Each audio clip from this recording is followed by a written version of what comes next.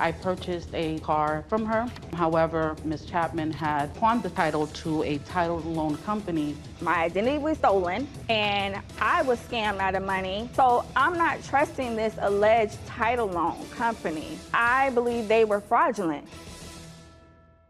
Plaintiff Anna Singleton claims the title on a car she purchased from her ex-coworker had been pawned to a loan company. She's suing for $4,500. Defendant Michelle Chapman says she would never put up a car for sale if she didn't own it. She claims she owes nothing. Do you swear the testimony you're about to give is the truth, the whole truth, and nothing but the truth? I do. Yes. Thank you. The Honorable Judge Jerry Springer now presiding.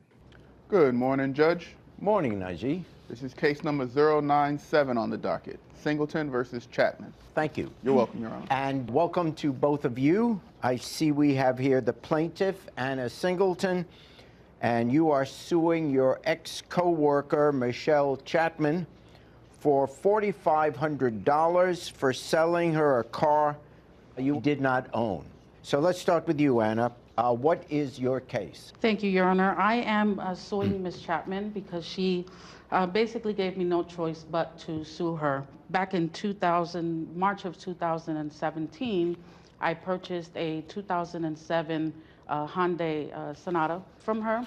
And essentially, I purchased it for the amount of $2,600, which was supposed to be a gift for my son's 18th birthday. During that time, my son was having, a little bit of trouble in school, and so the car was essentially an incentive gift to help him, motivate him to get his grades up, and he did just that. Whenever we gave him the car, it kind of helped him get to a point where he was able to get his grades up, he was able to get his license, and it took him approximately 6 months to be able to do that. However, when we got to the point where we were ready to register and insure the vehicle, when we went to DMV, we were told that the title that we had in hand was invalid. Upon further research, it turns out that Ms. Chapman had pawned the title to a title loan company and never paid it off. And so the title that we had didn't belong to us. It belonged to the title company. As you can see, it's in evidence K that we submitted over. I reached out to the title company, and the title company, although was not able to provide me personal information on Ms. Chapman, they were able to confirm that the information that I had matched with what they had on file. So, her name, telephone number, email address matched. In fact, they were able to provide me with a contract, which I did provide as well, evidence G. And they had, let me see if I have this right. Hold on, let me see if I have this right. So you purchased a car from her for your son's graduation, or hoping to incentivize him to do well, and you went down to register the car. You found out that the title was no good because it wasn't in her name anymore. It was in this other company's name because she took a loan out on it? Correct, and did not pay it. Okay. So when I reached out to the title loan company, they said that the balance that was owed on the title was $1,600. I was able to prove to them that I did in fact purchase the vehicle from her, and was able to negotiate from $1,600 down to $1,100. And so essentially that's the additional money that I had to pay in order to put the title in our name to be able to register and insure the car. Michelle, what do you say about that? Well, Your Honor, first off, I would never put up a car for sale if the car was not mine. So with her saying that the car is not mine, that's not accurate. The car was mine. It was my car. I owned it, which is how she ended up receiving the title, because I put it up on Facebook.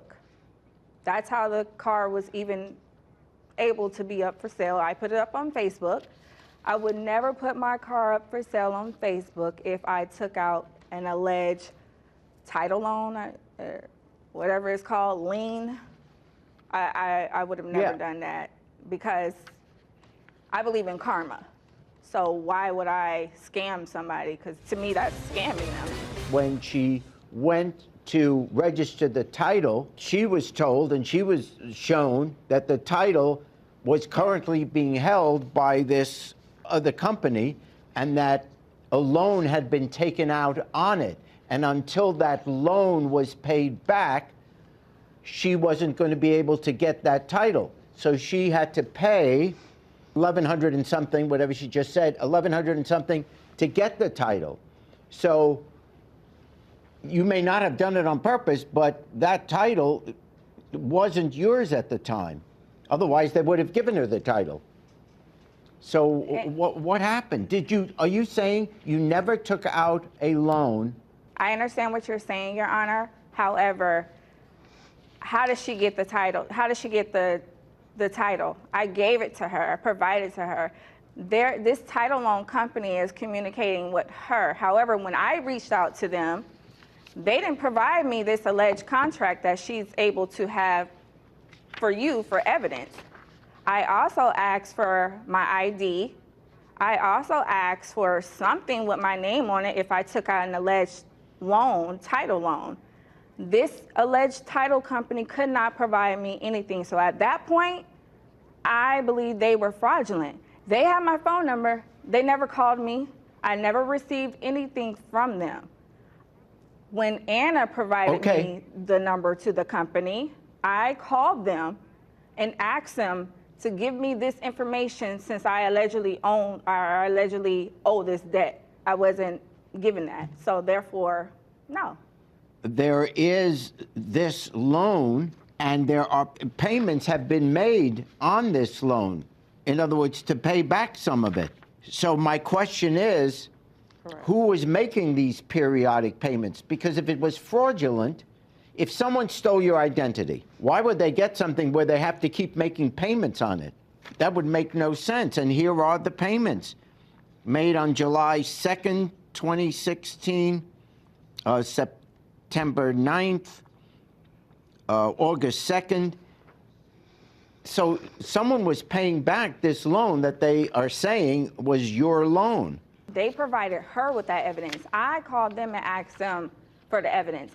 How come I never received that? If I made payments and if I owe this company and I'm calling you and I'm asking you to send me proof that I owe you all, how come I never received it? She has everything. I received nothing, but I'm the person that owes it. Your Honor, it didn't take me a lot of effort to make one phone call, ask to speak with a manager, explain the situation, and have this information sent over to me. She could have done the same thing, and she didn't. And my thing is, I have been in constant communication, and it's extremely frustrating that here we are 3 years later, still trying to get over this issue. I object. I have been in constant communication with her, and I have text messages. I have from the time that I went to DMV to register this car and found out what was going on. When did you register I have been in the car, communication Anna? with her, Okay, and hold on, Chapman. I have sent her countless messages where I have told her exactly what was being paid, exactly the damages that were happening to the car for sitting there because of the fact that we couldn't register the car, and she agreed that she would, take care of it. And it took months and months and months. And every time that I would reach out, I was the one that was initiating, what's going on, what's happening, when are you going to make a payment? She always promised to pay, but they were always empty promises. It was always, I'll pay you next week, I'll pay you next month, I'll Zelle you this, I'll Venmo that. Okay. But we never got any All right, money, hold so on. it's quite frustrating. Okay, Anna, you said you paid $1,100 and something dollars. To the title company, yes, I did. And where is the evidence of that payment? There is a breakdown in Evidence E that shows the payments. I also included a receipt and a fax notification that was sent to them when the amount was paid. Where's the receipt? What item on your evidence? When you look at Evidence K that shows the actual contract, the very last payment that was paid by myself, and the amount of $1,100. Yes. All right, here it is. So now let me talk to your son, Anna. So this was purchased because, to get you to kind of get yourself together for the final year or two of school, get your grades up, and that was the incentive? Yes, Your Honor. And it worked, didn't it? Yes. Basically, it was a very high motivational tool. I took it upon myself to slowly raise my grades up to where they're supposed to be, while also taking it upon myself to get a full-time job. So I was balancing work and school as well as being on the basketball team. As the school year went on, I always told my friends, you know, that I had a car waiting for me, and I didn't have a license at the time, but I did end up getting my license within the school year. But it was just kind of like empty promises to my friends, always, you know, telling them, yeah, I got this car waiting for me, you know, it's senior year, can't wait to drive, you know, for graduation. But throughout the whole entire school year, it was just always left as empty promises, because when I graduated with a 3.5, after the graduation, I was told that I would be receiving the car, but we had to get it registered. But when that did happen, it was like a slap in the face to find out that the car was there, but I can't use it, you know, because it wasn't, you know, it didn't have a title. The fact that she didn't reach out to me to let me know that I allegedly own this loan until almost a year after. Why would you wait that long to register a car? You're supposed to register a car 30 days after you receive the title. But you didn't wait. I object. You might object, but you didn't reach out to me until like I said, I've always been in constant communication with her. You know how she communicated with me? You know how she got in touch with me? I provided her my address. I provided her my phone number. She inboxed me on Messenger. There's no way I have not failed to communicate with her. If I understand the car was for your son. If in fact, since I'm a mother as well, if it was for my kid and this happened to my kid, I wouldn't wait years later to take me to court. I volunteered all my information. I've been telling her that we need this resolved. I didn't wait 3 years to take you to court. Even though she had the physical title, okay, whenever we took the title to the DMV and they told us that this apparent loan was taken out, and we got the documentation from the title loan company, the loan was taken out well before the date in which we signed and purchased the vehicle. We can settle this right now. Just find me the date. On what document is the date where the loan was taken out? The initial payment made was in February of 2016. We purchased the vehicle in March of 2017. I object, Your Honor. Why? Because I made no payments to a title loan. My identity was stolen. I have a police report, which is in the evidence, Exhibit A. I made a police report where my identity was stolen as well, and I was scammed out of money from this alleged landlord who I gave $4,000 to. So I'm not trusting this alleged title loan company that Anna is saying that I owe, when they never provided me any of the information that you have, Your Honor. There were other expenses that were incurred because the vehicle had been sitting for so long. There was a point in time where we, ended up having to move because I sold my home, and the home that we rented would not allow us to have vehicles parked in the facility that weren't, legal. In other words, registered and insured. So I had to actually pay for the car to sit at another location. I've included written statements from both my landlord at the time, as well as the facility where the vehicle was parked. I understand that Ms. Chapman is saying she was, an apparent victim of identity theft. However, throughout the course of the last 3 years, I have been in constant communication with her. If she was, in fact, a victim, she would have never agreed to make this payment. And for the last 3 years, she has been saying that, yes, in fact, she's going to pay me, and she never has. I only agreed because you keep saying that I agree. I only agreed for the simple fact I felt bad, not because I was obligated. I felt bad because of the situation that I'm not responsible for. It's only because, again, I was obligated. I communicated, yes, I communicated with you. I communicated with you how? Because you inboxed me.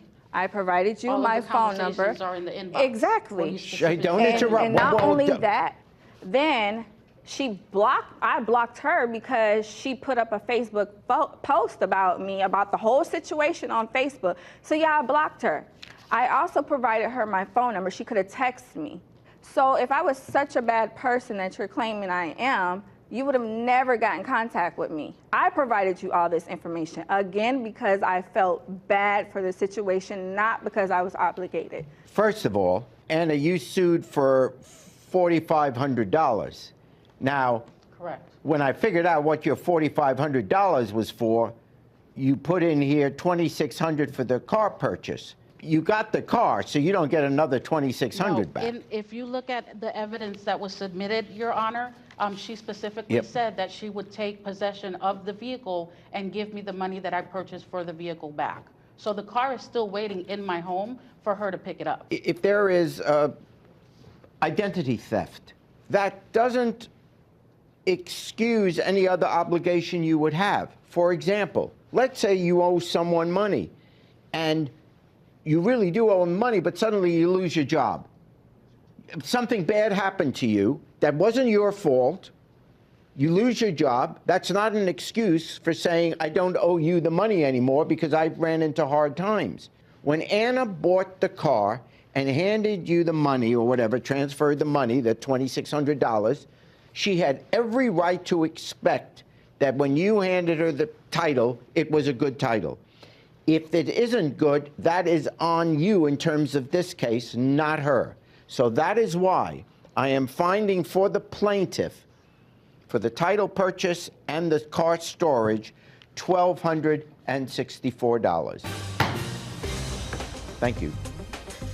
I feel like Ms. Chapman has given me the runaround for the past 3 years, to the point where she specifically said that she was going to take possession of the vehicle and pay me exactly what I paid for the vehicle, and now I feel like she's walking away free. I don't think she deserves anything, because she waited so long to even register the car. And I didn't even know about payments. I made payments to a title loan that I wasn't even aware I even took out. That's why I don't agree with this verdict at all. But it is what it is. Hey YouTube, thanks for watching. For more Judge Jerry, click here. For more Jerry Springer, click here.